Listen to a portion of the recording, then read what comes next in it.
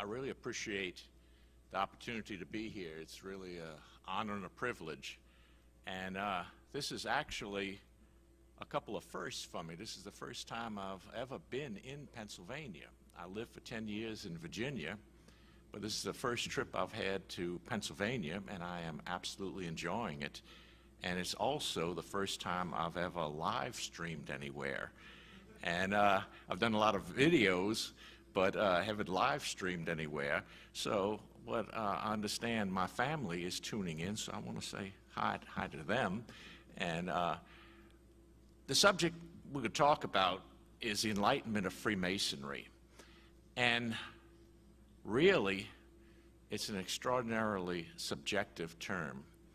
And what that means to any one person can differ greatly from what it means to someone else.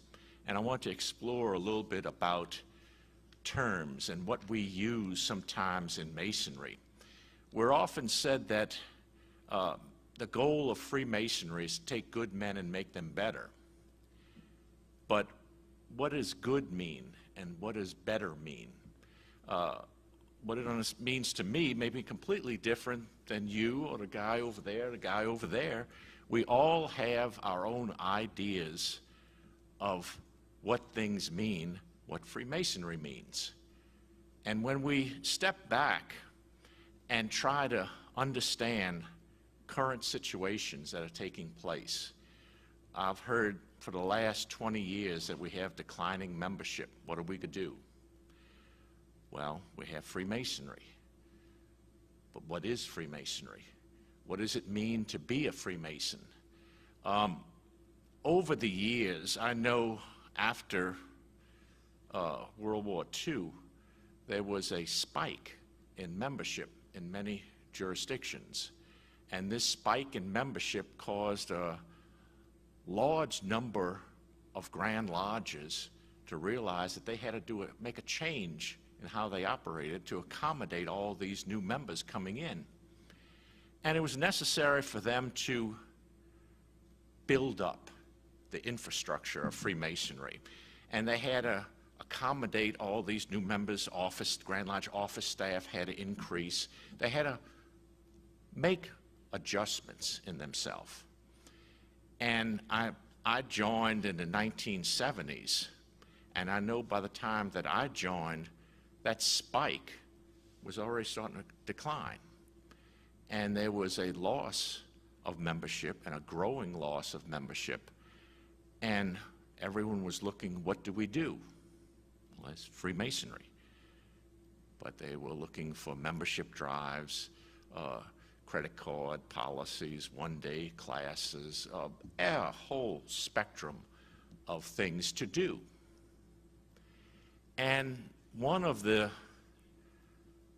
really amazing things that I saw come out of this was that there was another change that was taking place, and that was the change in the idea of many as to what the nature of Freemasonry was all about. And that change was, we're a club. We are here for fellowship and entertainment. What does enlightenment mean? Well, I had a senior warden some time back contact me and tell me that he knows that I talk a lot about education. And so if he becomes master of his lodge, he wanted to do something in the way of education. I said, well, that's a good thing. He said, I want to have lectures in the lodge on education. I said, okay. He became worshipful master of his lodge, and he invited me to the first lecture. He was giving it on plumbing. He was giving a lecture on how to do simple plumbing repairs in your house. I was kind of surprised, and he was all excited, and he said he was going to do a whole series of these type of education. And I said, well, you might want to start with Masonic education. I said, there's a full spectrum of Masonic subjects you might want to talk about. But then there flip to another problem. And I really believe there's a balance issue that we need to face, because there was another young brother that came to me, and he was telling me that he was all interested in the deeper aspects of Freemasonry, and he wanted to know and teach the esoteric aspects. And so what he wanted to do was give a lecture in his lodge on understanding the Masonic ritual by means of alchemy. Good man becoming better, good man making them better. Basic alchemy, take something less precious, make it better. So he came to his lodge, and he basically pestered the older members of the lodge that he wanted to do an education program. And he told them what it was. They weren't sure what but because he was young and because he was interested, they allowed him to do it. So he gave his lecture on alchemy. Now this lodge, the membership for the last 20 years, they came in, they'd have maybe chili dogs, maybe spaghetti and meatballs, then they'd go up and they'd have an opening of the lodge, most of the time very poorly done. They'd have a reading of the minutes, pay bills, talk about who was sick, who died, what's coming up, then they'd have a closing, and they'd go home. And that was the extent of Masonry that they're experienced. So here's this young man coming in talking about alchemy. What in the world is he talking about?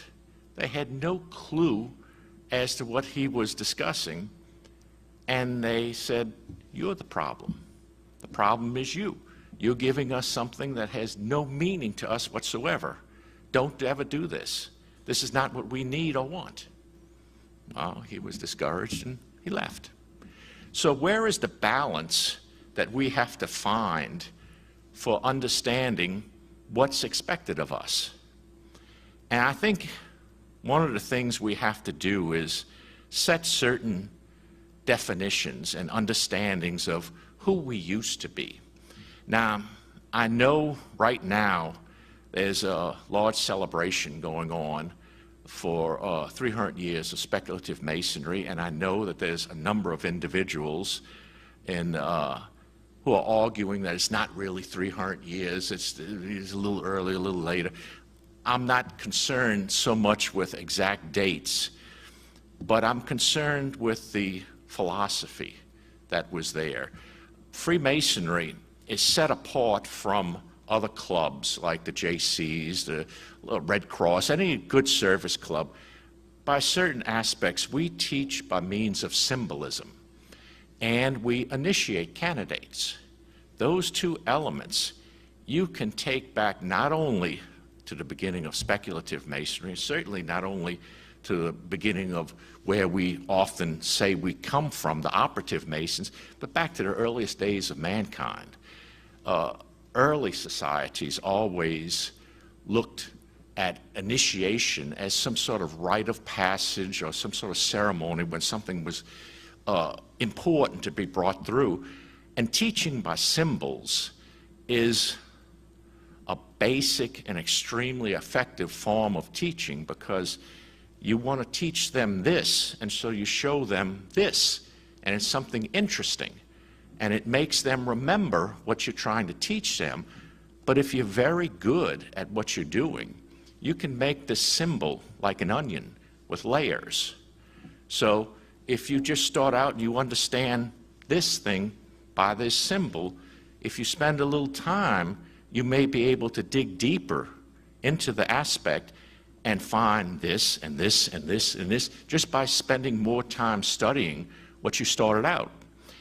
So this form of education has been with us since the beginning of time. And then we take a step further. We go into the time where mankind was expanding and wanted to settle. We no longer wanted to just be out there hunting and traveling around. We wanted to settle in cities and build up cities. And humans being humans, what we did was we started building better buildings, better cities. And this gave birth to the old operative guilds that eventually developed. And they were often rumored to be a little more than just a building trade. And my belief, and I have nothing to back this up with, but my belief was that they practiced something that was based on an earlier group. You see, when these cities first started building up, there was one group, the merchants. A group in one city or town needed things. Maybe they needed spices or clothing. The merchants would come and they'd travel from place to place. And a merchant would come into town. Not only would they bring different spices or clothing or whatever materials they were selling, they also brought something more valuable. That was news and information. A little town was usually isolated. They lived here, and most of the people stayed in where they were. But now these merchants were coming in, and they were telling them stories about what happened here, what happened there, all over the places that they traveled, and they enjoyed this. This was a good thing for them. So they looked forward to merchants coming into town. They weren't pestering them by any means. They would gather and they would learn, and then the merchants would travel to another town, the same thing. They'd take news from what happened here. So there was value in what they were offering. So by the time the operatives came in, they basically, this was their livelihood. It was how they earned a living. They were builders. And so they would travel from place to place to find out wherever there was a job that they could earn a living, and they were Freemasons. They were free-born, and that does not mean born free. That means free-born, the old form of the word. They were free to pick up their tools and travel wherever they wanted. They would travel around, and the same situation as old merchants would take place. They would go into a town. Now, they would build and do their construction, and they had their secrets because that was job protection. But these operative Masons would finish work, and then they'd gather around. And there was no television for them to watch. There was no internet or going out on cell phones or going to the movie theater.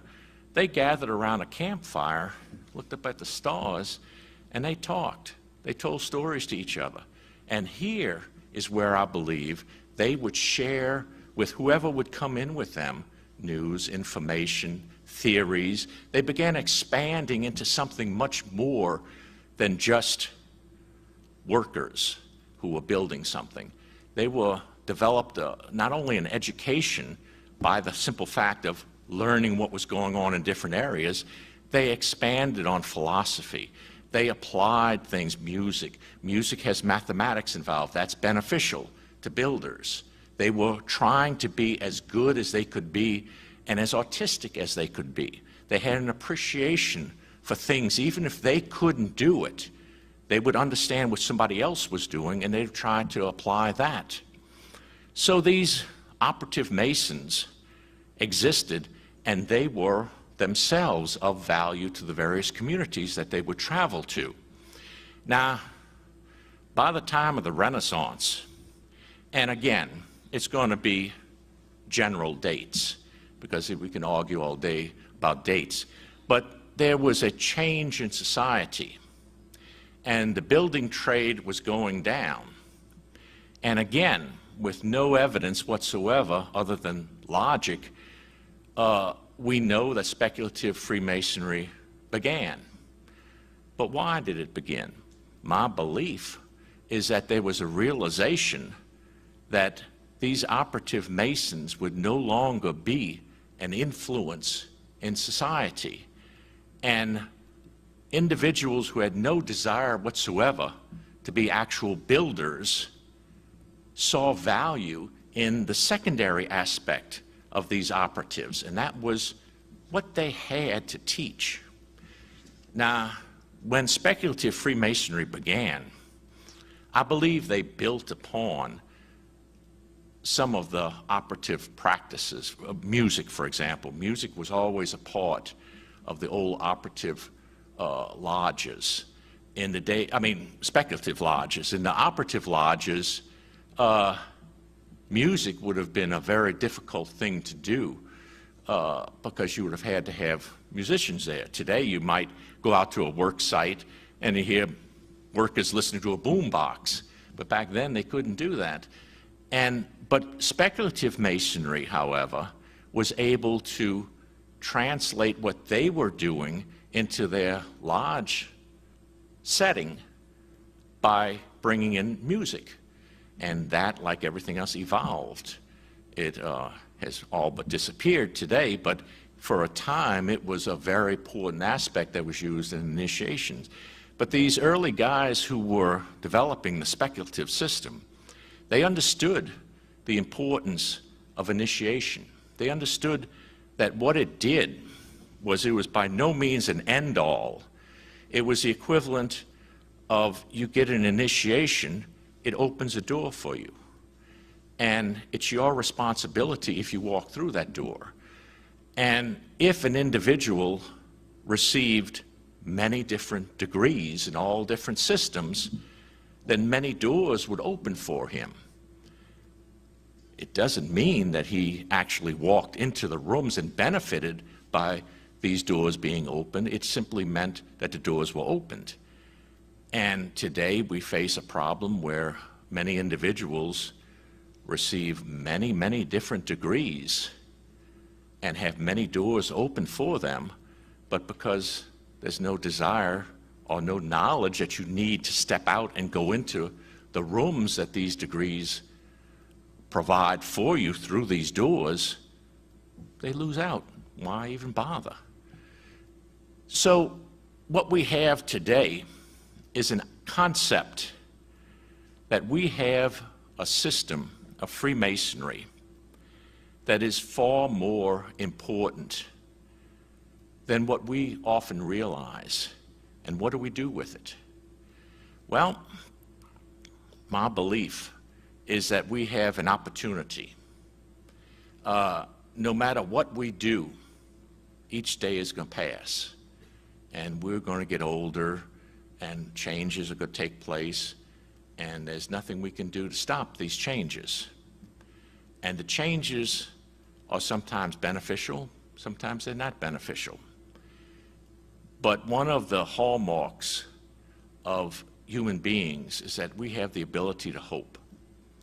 And I hope that a lot of what I'm seeing with the young brothers is going to translate into actually walking into more doors, and that we start taking advantage of what we teach.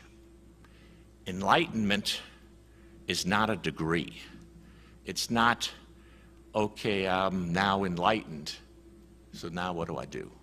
I believe it's a process, and it's a lifelong process. It's something that we have to do every day. We have to understand, and believe me, the symbolism in Masonry, I defy anybody to believe that they can learn all there is to know about Masonry in one lifetime. There is such an opportunity for us to advance ourselves. And the goal is simply make someone better. The alchemy of Masonry. Take something less, take something that's basically good or basically acceptable and improving it. And we can do that with our own lives. But we can't do it. Now, the Scottish Rite, I belong to a Scottish Rite craft lodge in New Orleans. And they make a point in their teaching that there's three bad guys, and they refer to them by three human failings. It's ignorance, falsehood, and ambition. And if you think about the problems that we have in Masonry, ignorance is simply when we don't know something. And if we don't know something, we're not capable of doing things that we need to do. Falsehoods are often brought about because we're ignorant of something. Maybe we're ignorant of the truth of something, and so we believe a falsehood. But ambition is the great killer of everything. If we succumb to ambition, and it's usually always tied to ignorance and falsehood, then we lose everything. We take something that can be extraordinarily positive and we destroy it. And we do that because we're ignorant and we've accepted falsehoods and we want whatever the other guy has. What do? We start with ourselves. We look inward and we start to say, this is what I can do. This is what I can do for myself. I need to improve this or this or this. And I take every day with a step and I try to make personal advancements. I try to understand, am I enlightened? Do I need to do some improvement on me? I need to be honest with myself. And step by step, if we can do this individually, and then if we can encourage lodges to do this, step by step by step, it spreads, and we start improving. And we can't look at the other guy and say, well, you're the cause of this problem. We have to look internally. If our leaders are not doing what we really know they should be doing, then we still have to look inwards. We can't change another person. We can't make somebody else do something. And if everything falls apart on us, then we have enough confidence in ourselves and realize that we have the ability to rebuild things. And that's what we need to do. And I believe that the enlightenment of Freemasonry is simply the recognition that we do count and we have to keep advancing. And by doing that, I think we've earned our wages. I appreciate everything. Okay, thank you. So if the members of the committee could please come forward, we can begin our question and answer period.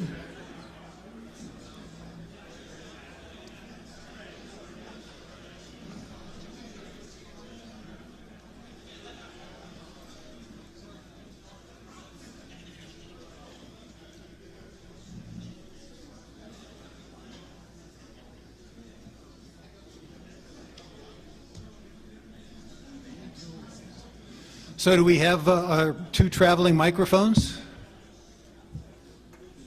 Okay, well, looks like we're good.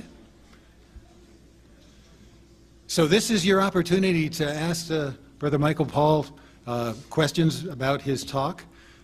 So when you stand up to be recognized, our traveling microphones will bring the microphone to you. If you would give us your name and the number of the lodge that you belong to. And Paul Fisher always used to remind us that this is a time to get answers from our speaker, not to give long opinions or express your grievances or anything like that. So please make your questions short and sweet. Direct them to Brother Paul. And people on the internet are also free to ask questions as well. And as they come in, we'll direct them to Brother Paul as well. So we're ready for the first question. Down here.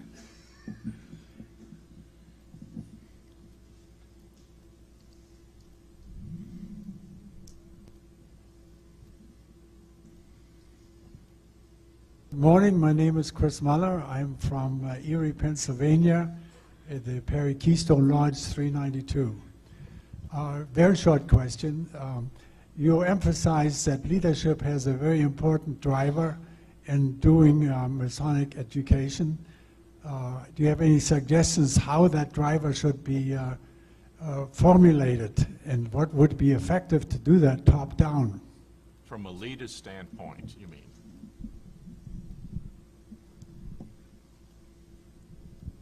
Well, from a leadership standpoint, I believe that what we need to do, a leader has to understand all aspects of the lodge, really. And if you're going to work the chairs, one of the problems that I've seen, especially in a lodge that's hurting for membership, is someone will join the lodge, and if they show any indication that they are either proficient with ritual, or if they have a desire to work, or any interest, they'll immediately be put in the chairs. And I've seen some young men who are masters of their lodge only a few years after joining, and they really have no experience in lodge leadership. They don't understand what the lodge truly is. Their first experience many times is as soon as they were put in office. And I believe that seasoning, it's going to take a while, I believe, to recover from some of the problems. We have what it seems like there was a period of time when individuals joining Masonry were not given what they should have been given. And the result is you have people who have been around for a while, but they don't really learn much about what Masonry is all about. And they believe that Masonry is strictly a business meeting. And so that's their understanding, and so that's what they take with them into leadership positions. So I believe that there has to be a recognition that you first have to change. He's often credited with saying this, and I don't know if he actually did say it, but Albert Einstein is quoted as saying that a definition of insanity is to do the same thing over and over again and expect different results. And it's true. If your lodge is failing, then you got to turn around and look at everything that's been going on, or even if it's having problems, look at everything that's happening and for the last dozen or so years, and if you see the same thing that's happening, you got to do something different because it's not working. And it doesn't matter that this is the way it's always been done. If something is not working, then it's not working. And you may have to go back and do a little research and digging, what were they doing 100 years ago? How was Masonry done then? How was, what was going on? Does Masonry have to be big? Is it necessary that we have massive building? Maybe we can do the same thing on a smaller scale. It's all questions that we all have to ask, and the leaders have got to be able to understand what they have. They have to understand Masonry. They have to understand the ritual. They have to understand the laws. They have to understand government of the lodge, and that doesn't happen quickly. You can't expect someone brand new to understand all of this, and I believe that without competent leaders, we're sunk.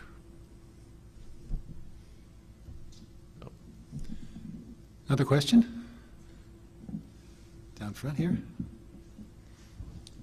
Matt Wrigley, Warren Lodge, number 310. Hi, Brother Paul. My question is in regard to the story you told about the newer member who came in and gave a presentation on alchemy. Mm-hmm. My question is just, in my personal experience in reading, I found that alchemy has a lot of similarities to Masonry, and I would think it would be something that would be well received. So, in your opinion, do you think that the reason he just wasn't taken in a friendly manner, in a sense, is that he tried to force it just as an alchemy only and perhaps didn't tie into Masonry? In other words, if he tied his discussion into Masonry and into the relevance of Masonic knowledge or the relevance of its principles for the lodge and stuff like that, do you think it would have been better received, or is it just the... Yeah, I think that there was a problem on both ends. You see, and this is what I mean about balance. Masonry seems to have going in two different directions right now. And you have Masons who have been around for a while, who have not received any education. They don't understand a subject such as alchemy. They view that as booga booga nonsense or magic, some terrible thing, and it has nothing whatsoever to do. They don't understand that when you say make a good man better or make someone better than what they are today, that means alchemy. That's the alchemical process, and broken down to the basic things. You could take a base metal and you could do something to make it, improve it. Now that's the theory. But the philosophy behind it, I believe that was absolutely what the very early speculative Masons used. And I believe the young man failed by not realizing that these men had never experienced anything like this. And he should have introduced it in a way that accommodated them and realized that, because this is one of the things in Masonic education, what we need to do is to start at the basics. Understand that a lot of times people have absolute, and it doesn't matter their office that they hold or their rank or anything, they may be have missed the basic teachings. So you have to start at the bottom, or else you risk insulting them. You could do something that, you know, they say, well, who does he think he is? He's being a show-off. He's trying to make me look bad. So there's got to be a recognition on one hand that some young guys may have some good ideas, but there's also the young guys got to realize, well, maybe these older guys, they're not doing exactly what they need to do to keep it for the future, but they have been keeping it going, even if it's only on life support. They have been able to keep something going. And so there's got to be a respect for each and an understanding that you've got to find the middle ground and the balance and teach these important things, but maybe take baby steps first. You don't teach trigonometry before you teach arithmetic, how to add. We have a question from the internet, and I'm going to hazard a guess that Jonathan Paul of Perfect Union Lodge number 1 in Louisiana may be a relation of yours. His question for you is, what is the first step for improving a struggling Masonic lodge? What would be the first thing you would do? Try to understand what's going on in the lodge, why it's failing, what's going on around the area with the members in the various lodges around it. And the first step to correct it is to want to correct it and recognize that there's a problem. A problem too many lodges have is that they are under the impression that everything they're doing is exactly right and the problems have nothing to do with them. It's external. And they're just victims of something that they can't control. And once that you develop that mindset, there's no improving anything because you don't recognize that there's a problem.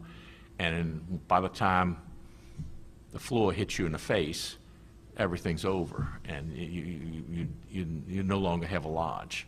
So you first have to recognize that something's wrong, and then take whatever steps is necessary for that particular problem. If there's no members, why are there no members? What are we doing? It's not productive or not interesting or not Masonry.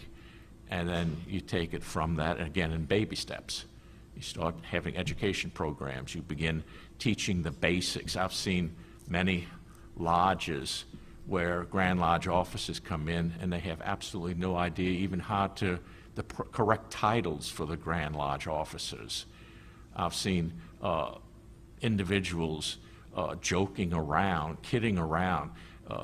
Visitor comes in, and I've seen people just laughing, trying to introduce them, and it's very disrespectful to the individual. It's very disrespectful to everyone, but it's all basic, a problem in not understanding the very basics.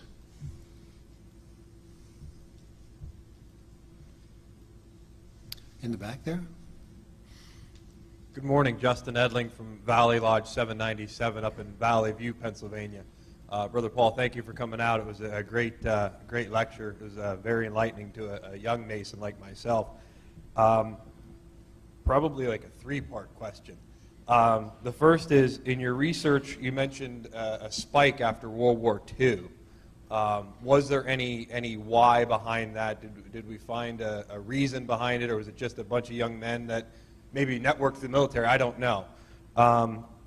And then also, I think that with the installation of a new Grand Master, and I know in my experience, our December meeting is always well attended in the lodge with installation of officers and such. Do you have any advice on how to harness that enthusiasm that comes at the close and beginning of new leadership to not only, I think, number one, retain members? That's some of the time, the only time I see some members, but also maybe to recruit new as we enter a new phase of leadership in the lodge. Thank you. Before Brother Paul gets a chance to answer that, I should mention we do have our next Grand Master with us, Right Worshipful Deputy Grand Master Gene Harrett. as a member of our committee and makes all this possible. So I think he deserves a round of applause.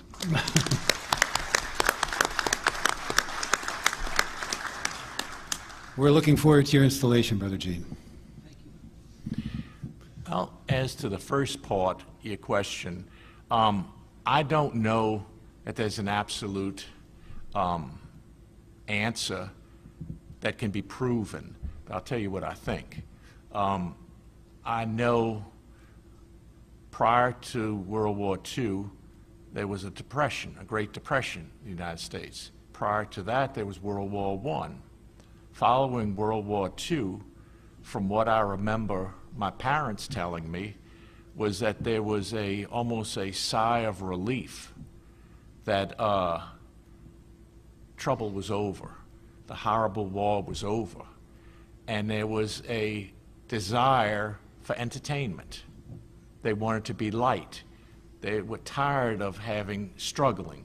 You know, I heard stories during the Depression of coupons. You had to have a coupon to buy sugar. You couldn't, if you could get sugar, you couldn't get meat. You couldn't get this. You couldn't. It was a lot of struggling during that time. And there seemed to have been a feeling that they just wanted to do something. I know in my Grand Lodge, at that time, they had the Grand Lodge building was in New Orleans. And what they would do is they had on the second floor was a large dining hall. And in the basement, they had a swimming pool, an Olympic-sized swimming pool. So it became a family event. The whole family would come out and they'd go to the dining hall and they'd have dinner. And then the wives and the children would go down to the swimming pool. The men would go up to the lodge. So it became a family event. So Masonry was almost secondary to a family entertainment event. And there was a desire to have fun, to do things that were light, entertaining, and enjoyable. Unfortunately, right following that, they had this amazing invention that came out called a television. I remember back, I was a kid in the 50s when TV first started coming out. Well, all of a sudden, there was this desire for entertainment, and they could find it in Masonry. And then all of a sudden, there were new types of entertainment. And so the spike, I believe, came when there was a desire. I know the Shrine Circus was something that, you know, everyone wanted to go see. It was, again, entertainment. And the focus, I believe, went so much to entertainment that when better entertainment came out, the television, you know, maybe there's a new restaurant, maybe the cook at the lodge, you got tired of the cook that meal, you want to go to another restaurant. So I believe it was the focus from Masonry to a desire to be entertained and fellowship that caused the increase in membership, but then the same reason caused a decrease when better entertainment came around. And somehow in the process, Masonry became lost. We stopped practicing Masonry, we stopped teaching Freemasonry, and the result of that was what we have today. You had some more parts to your question.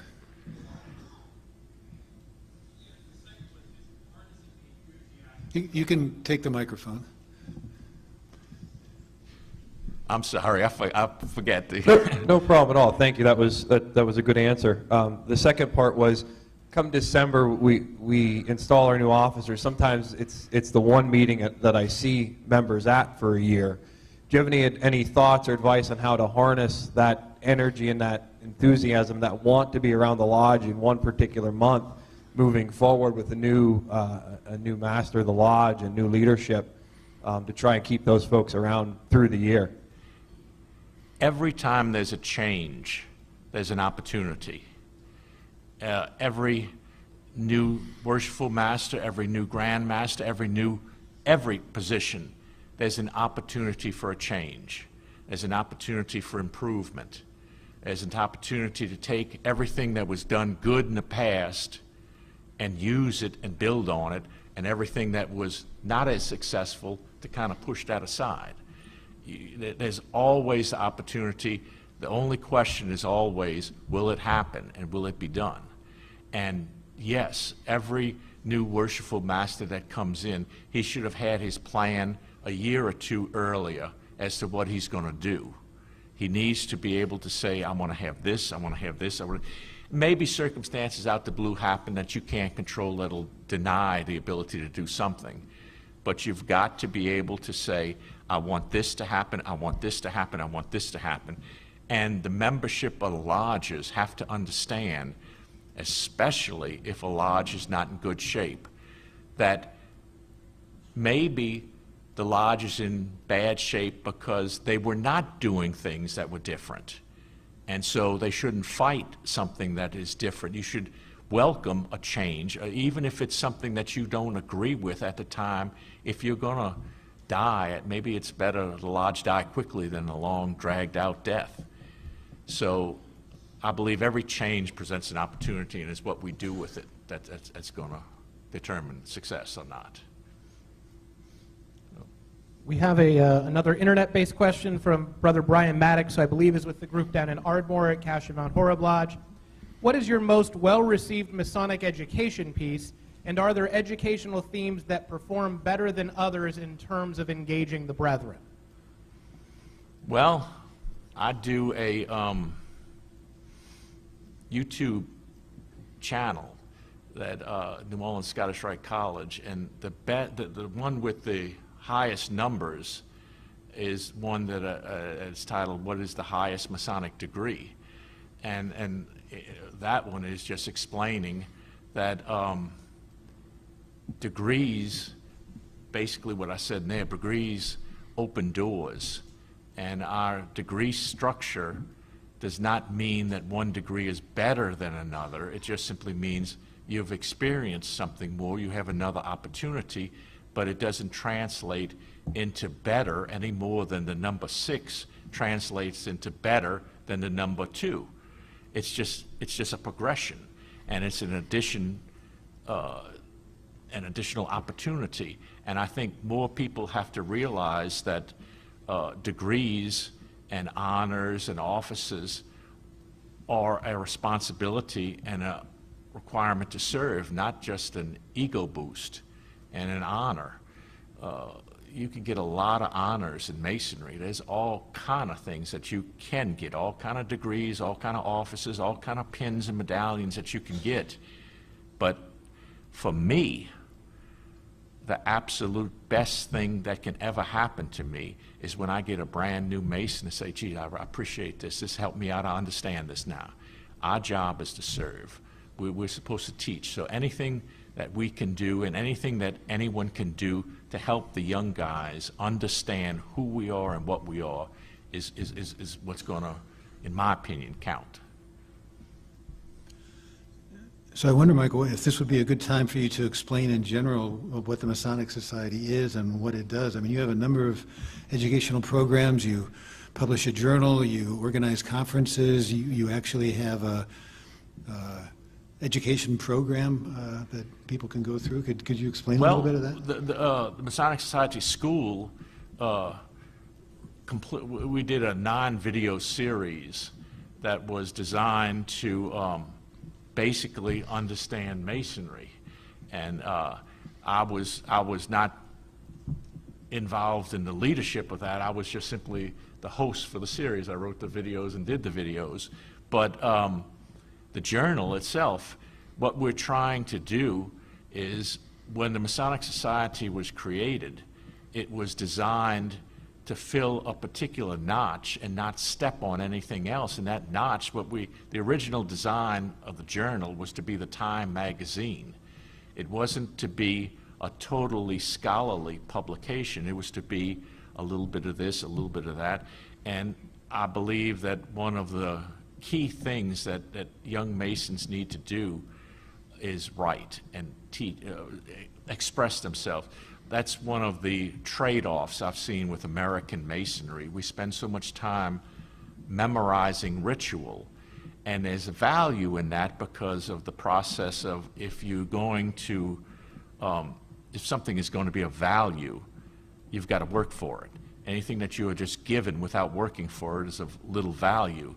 So I believe that learning ritual, if you have nothing else, then learning ritual is at least doing something to justify what you've gotten. But I believe that writing papers in Europe, they explain, this is what this means, this symbolism, this was what this means, this is what I understand. And then it goes through a challenge period in the lodge where they are challenged. Well, what do you mean by this? Explain what this means. And I think if we get our young guys writing stuff down, that forces them to think about it. And by writing it down and thinking about it, it develops into being part of their psyche. And they will understand a little bit more about Masonry, and it will carry with them rather than being a tape recorder or a parrot. At least that's my opinion. And that's Masonic Society's trying to make that available. We are not looking for professional writers always. We're looking for pretty much anybody who's got something interesting or a story to tell.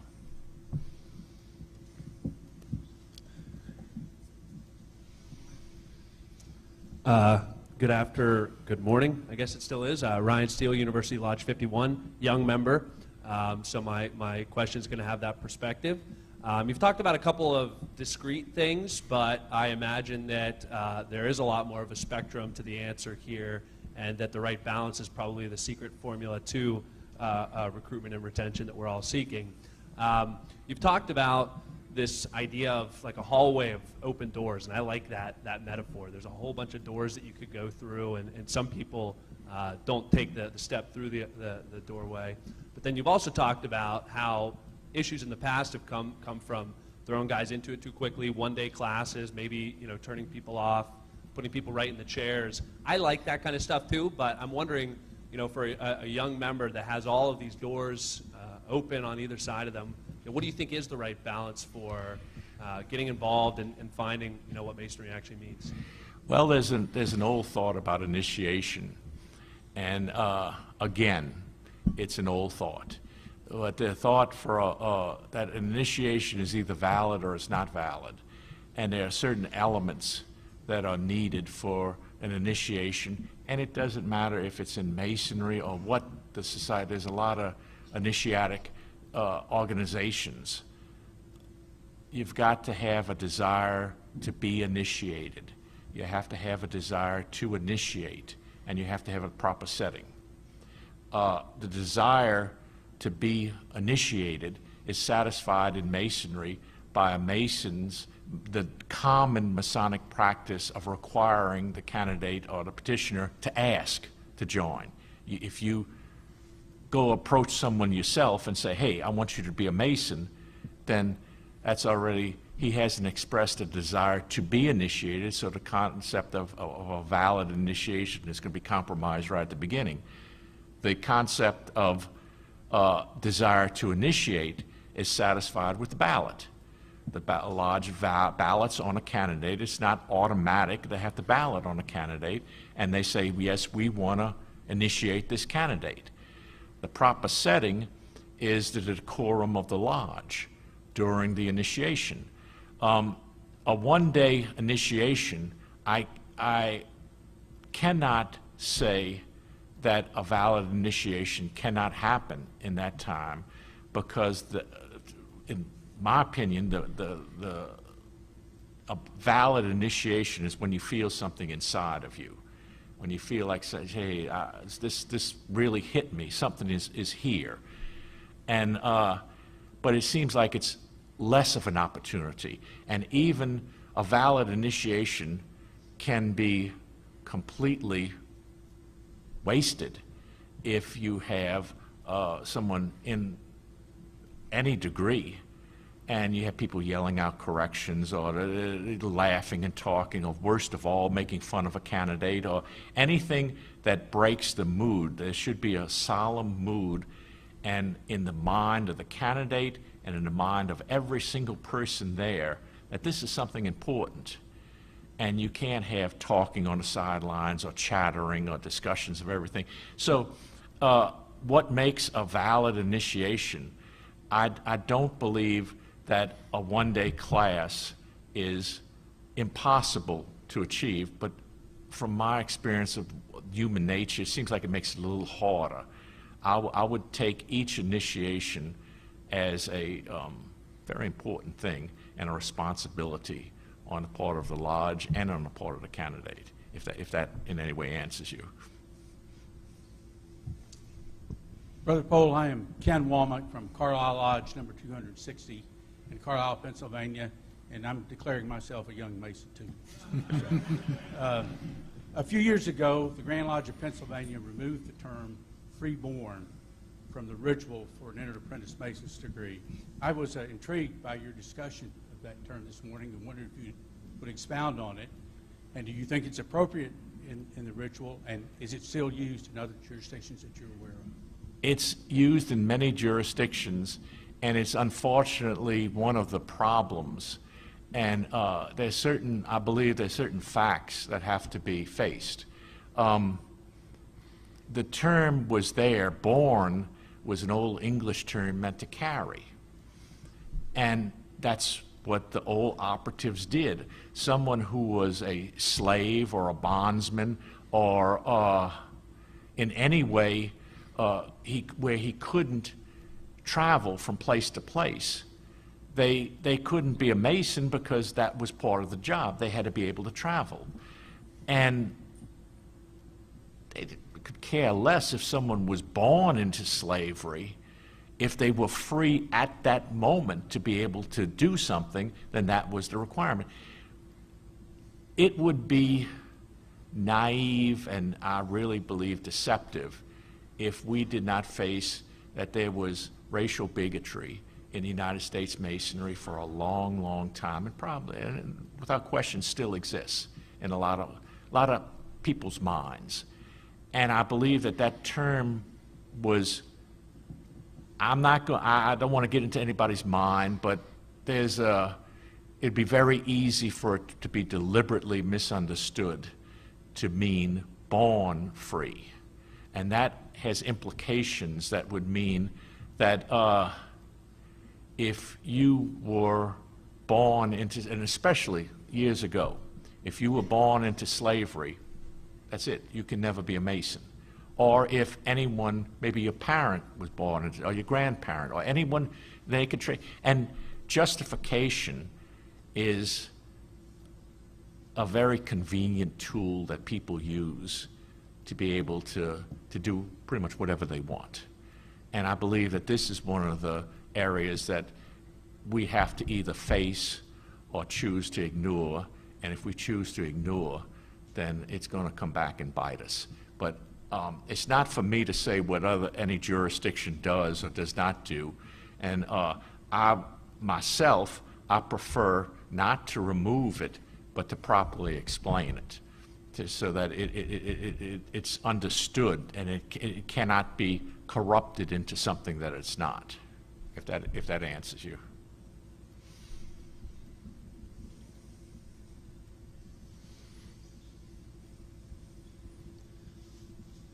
Down here.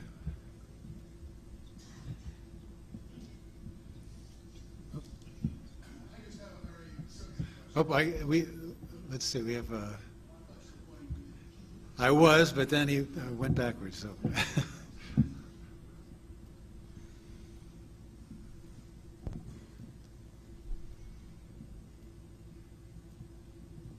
My name is Wayne Baggett. I'm from State College number 700.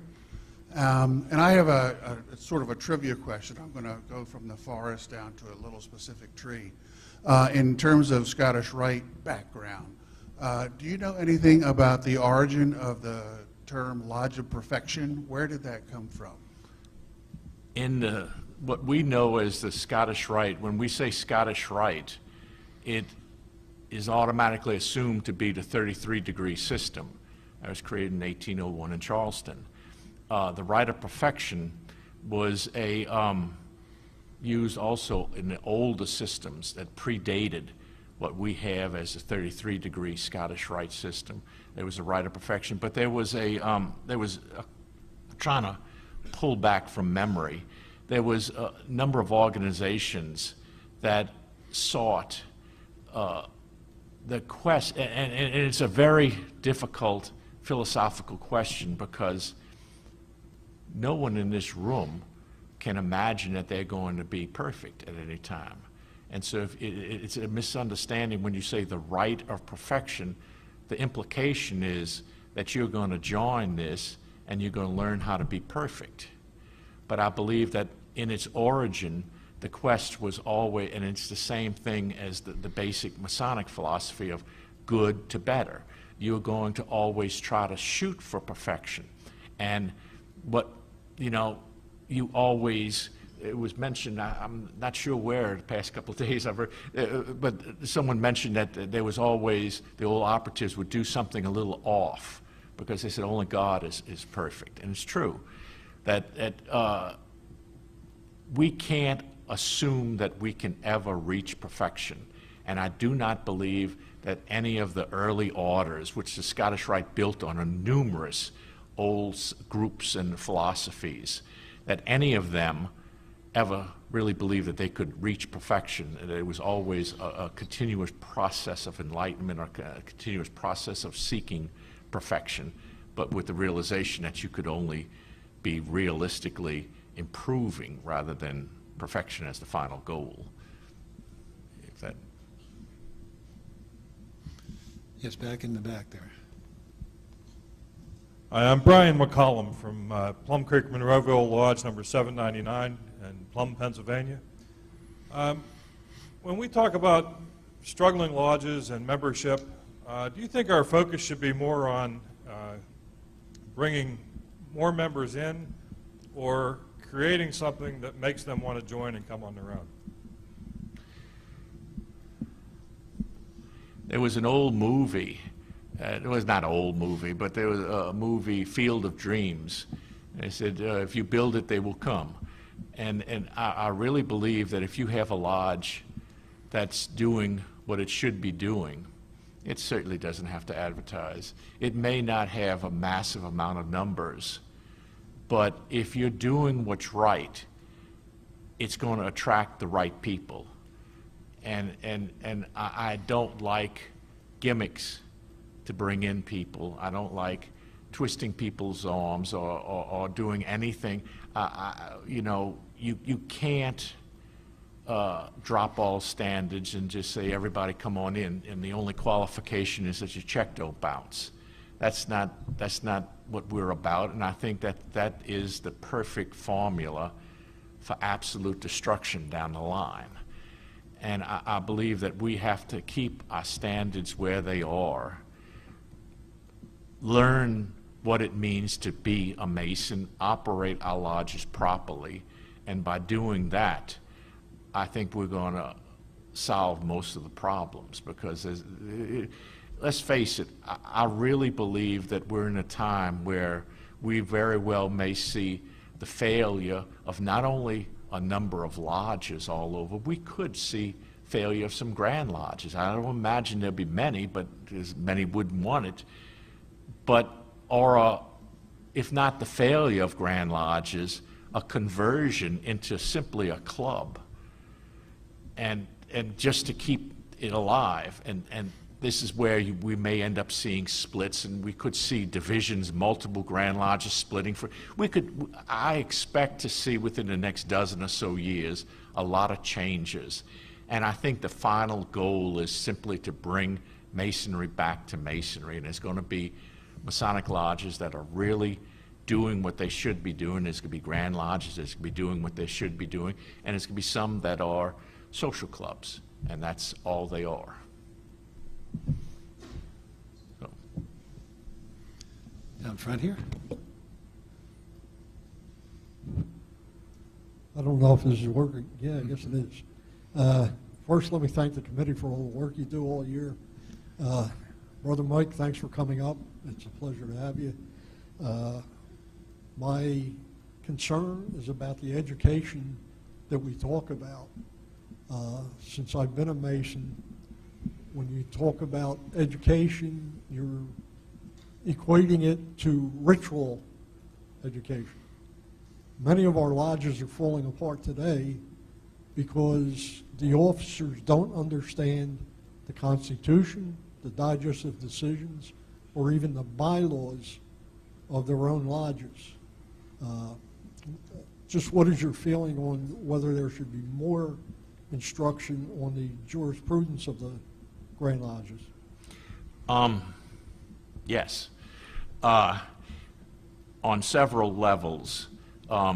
If you don't understand, when you say Masonic education, it's the whole ball of wax. It's everything. It's understanding not only the words, but what the words means. It means understanding the bylaws of your lodge. It understands me. It doesn't help if somebody has posted, and really, this is another pet peeve of mine, is when young Masons get online and they ask a jurisdiction-specific question on the internet, and they say, how do you do this?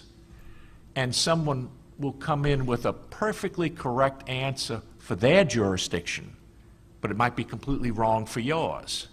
You see, you have to, lodge officers have to understand not only their ritual and the symbolism of Masonry, but they have to understand the laws of their lodge and their jurisdiction.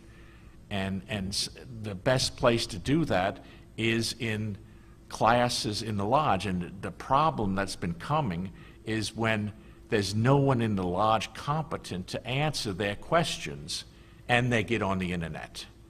And then they get someone who is maybe a Grand Lodge officer, or someone who is a past this or that and the other thing, and they say things that are absolutely correct, but then the young man takes it back to his lodge and he gets in trouble because he's doing something that's not appropriate in his jurisdiction. And it's all because he couldn't get the answers in his lodge, and so he goes somewhere else.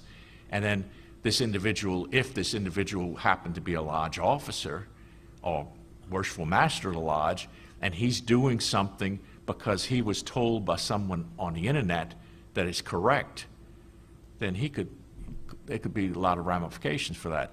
A number of years ago, as far as jurisprudence, I was shocked.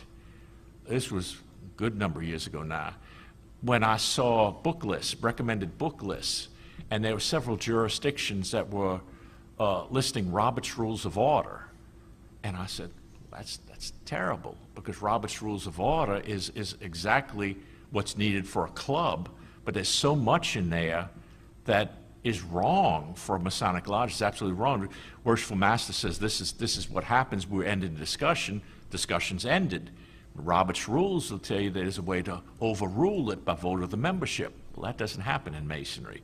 Well, that spurred me on to do a revision of Robert's Rules of Order, so I ended up doing a Masonic edition. That's a general guide of more Masonic practices. But there's a lot of these things that are happening that we're applying things to Masonry that don't apply, or we're taking the good information for another jurisdiction and applying it to ours, if that helps.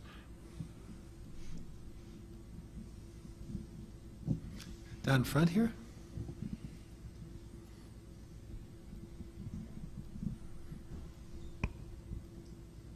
Thank you. My name's Walter Daniels. I'm from Eureka West Shore Lodge 302 in Mechanicsburg. I have a few years of experience. This is my 57th year being a Mason. So many of these other fellows have been expressed to be much younger. I've been very active in Masonic education for most of my Masonic life. Chairman of Masonic Ed in my lodge and a few other things. And just to give you an idea where I'm coming from, my question is this. The other day we had a officer's rehearsal for degree work, and I mentioned today's meeting of the academy. Anybody like to go to the academy? A couple of them didn't even know what the academy was, mixing it up with the Pennsylvania Lodge of Research. My question, did anybody want to go to the academy on Saturday? And the response was pretty much everybody yawned. So I'm at a loss, and have been for many years. How do we get Masons to be interested in improving their Masonic knowledge? It just doesn't seem there's any interest once they get a degree or join this body or that body, really understanding anything about Masonry. I'm sure there's no magic wand that we can wave to get people interested in learning something about Masonry. I tell you, I remember when I was a kid, I wanted to play basketball, and I was tall. I was horrible. I couldn't do it, and so I never made a career. Freemasonry is not for everyone. There's a concept that everyone can be a Freemason. I absolutely don't believe it. There is an old Rosicrucian thought that either you have always been a Rosicrucian or you never will be one. And I believe that applies to Freemasonry as well. And everyone cannot do it, and it doesn't mean that it's wrong. I happen to like strawberry ice cream, and I know there's other people who like chocolate ice cream. I don't particularly care for. I have that right. It's the same with Masonry. And the problem we've had over the years is that we've been bringing in people who should never have been brought in. And it's not their fault. It's not like they're a bad person or anything, but they just simply, their desire is not in this line. And when one person who comes in and doesn't have the desire or the inclination or interest, but he does enjoy fellowship. He does enjoy coming, maybe whether your lodge meets once a month, twice a month, whatever the meeting time, he comes and visits with his friends for a few days. Well, he ends up being an officer. And then he brings in a friend of his with exactly the same idea. They're not going to be interested in this. And we have to realize that there is going to be a number of Masons who simply do not care about this. They're nice guys. They will help you out anytime you want. But they don't care about this aspect of Freemasonry. And after a while, if you keep pushing these people, they'll get angry and they'll see you as the problem rather than that. And the problem is simply guys in the past who didn't guard the West Gate properly. And it's true.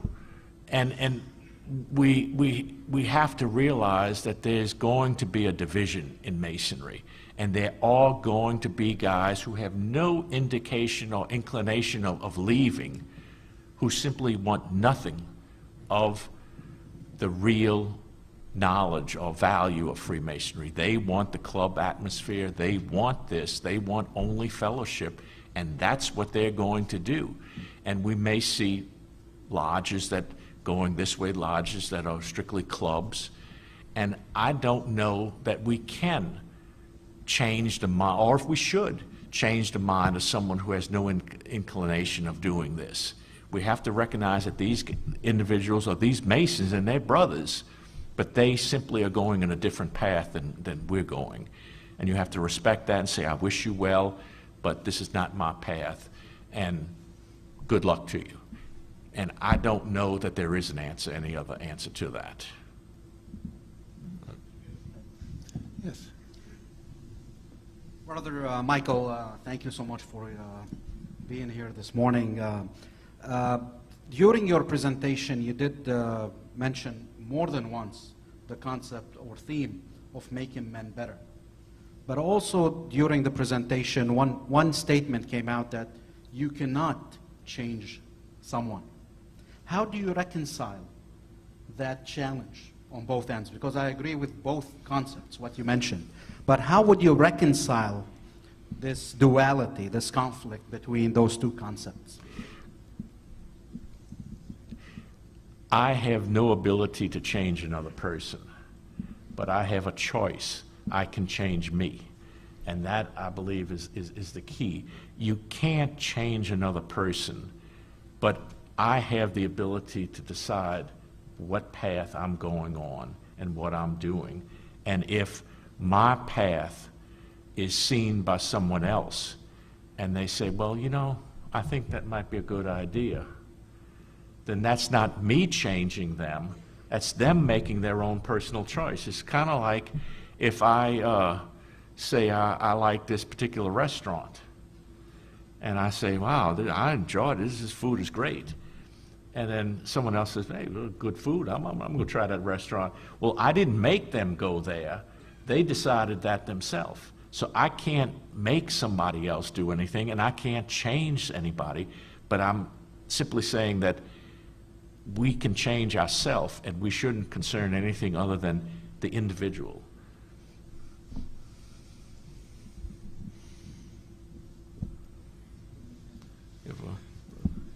Yes, down front here.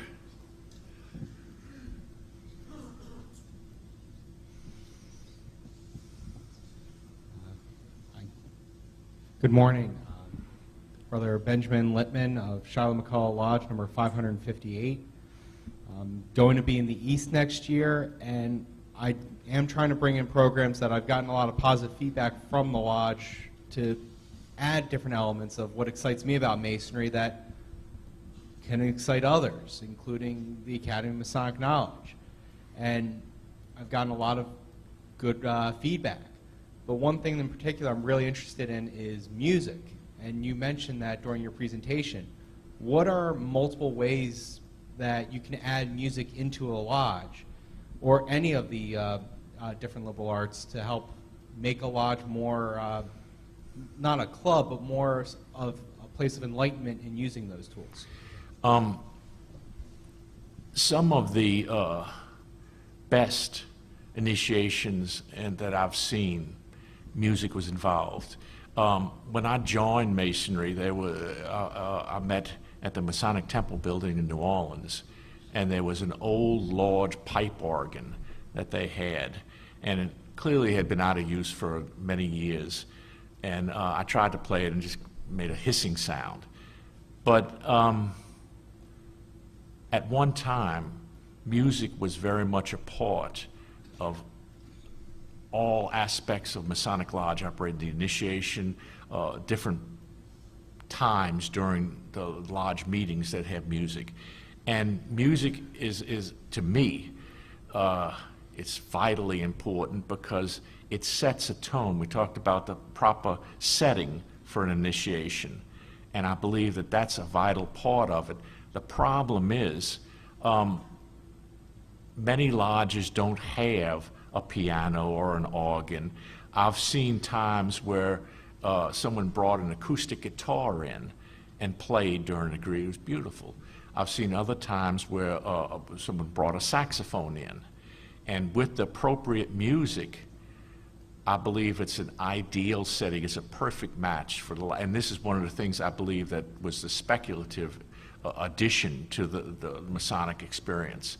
But yes, I think canned music, I've seen, I've seen problems with that at times when it doesn't work properly, or it either plays too low or too loud, or you have problems.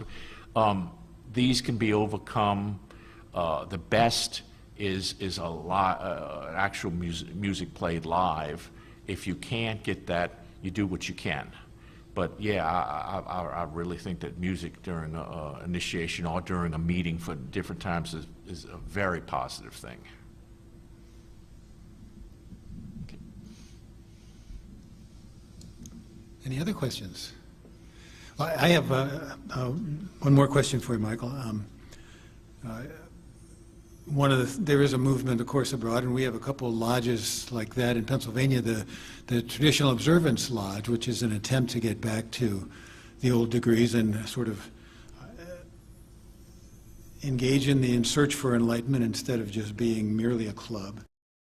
Louisiana outlawed traditional observance laws. Would you explain why that happened? Yeah, it was outlawed for a period of time because there was, in a lot of jurisdictions, it was felt that alcohol was not allowed in a lodge room. And I believe it all comes from misunderstandings of what is going on in a traditional observance lodge. I've seen lodges that do perform traditional observance, but we actually have two traditional observance lodges now in Louisiana that have formed since that. But there was a problem for a lot of years, just simply that they felt that alcohol was a problem. And there's been some jurisdictions that were concerned about traditional observance lodges because there was, best I can understand, a lack of understanding as to what they were. And there's a dual problem, and it's some feeling that the traditional observance lodge is looking down on them, and so they want to look down on them first rather than before. It's a basic lack of understanding, I believe. And in the journal, we had Pete Norman did a wonderful piece on the traditional observance movement, I think. And I think that there's more that needs to be understood about that and more that needs to be written about it, because I believe it's a very important aspect, and it's not a new aspect, it's something that's returning to how things were. Anybody else?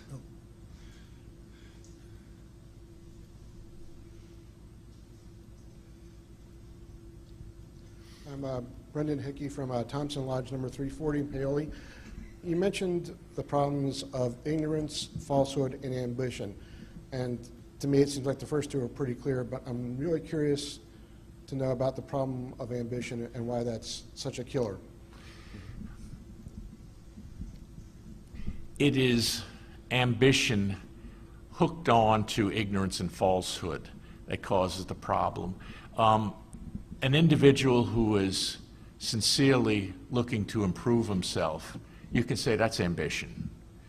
But when someone says, gee, if I play up to this person, I can get this office, or maybe I can get this degree. And once there becomes a reward and punishment system that's even perceived, then you realize that if you do this, you're going to get a reward, but if you do this, you're going to get punished. And if it's all tied to offices that you could receive, honors that you can receive, degrees that you can be received, then all of a sudden you want this because you want to be a big shot. You want to be somebody important. And that's where the negative aspect of ambition comes in. And you start compromising what Masonry teaches in order to get something. And you become driven to get something. And then result of that is if you see somebody who you even perceive that could deny you something, you want to get them. You want to do them harm, discredit them. And so that aspect of ambition, when it's tied to ignorance and falsehood, you usually, if you're seeing a problem, and it can be any body within Masonry, it can be any lodge, anywhere, if you see something that's really wrong or not working, and you look hard enough, you usually can trace it to those three elements. And in somebody looking to gain something that they don't really maybe have, are entitled to, and they're willing to do whatever it takes in order to get it. That's the aspect of ambition that's a problem. Ted. Yes, Gene. Two things. First of all, before I forget it, about a year ago there was a young gentleman who approached me at the Academy and wanted to talk about the possibility during my term of starting a TO lodge, Traditional Observance Lodge, in the Philadelphia area. I explained to him at the time, I said, I have not been to a Traditional Observance Lodge. I can't promise you what I would want to do or how I feel about them, but I will do that. So I have made a point of attending both of the Traditional Observance Lodges in Pennsylvania over the last year. I don't remember who that was. If that individual is here and wishes to approach me again, please do. That was one thing. Secondly, last evening, you should understand, the committee always has the privilege of meeting on Friday evening before the Academy, of having dinner with the speakers. In the course of last evening's dinner, I made a comment, and Michael said, well, you just said what I was going to say, some of the things I was going to say in my talk tomorrow. And I said, well, you say it, and then when I give my inaugural address, they'll think I stole it from you. I have to indicate that I turned in my inaugural address about a week and a half ago to the Pennsylvania Freemason. Just so you don't think that I stole it from him. But what I want to indicate is that Michael and I, as I've sat here and listened to his presentation, listened to him last evening, and listened to the eloquence that he utilized when he was answering your questions, he and I seem to have a great deal of similarities as we approach our thought processes on Freemasonry. And I'm thrilled that you were here, Michael. I was very excited about listening to your presentation. I look forward to continuing these conversations in the future. You did a very nice job, and I think that the Academy is much better off your having been here today. That was all. Thank you. Well,